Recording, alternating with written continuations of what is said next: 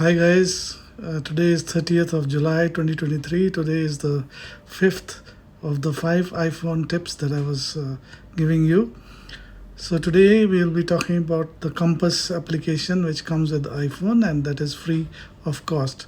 At the end of the video I'll give you a bonus tip as well. You open the Compass app and this gives you your bearings, your coordinates and elevation are shown at the bottom of the screen. For accurate bearings, hold iPhone flat to align the crosshairs at the center of the compass.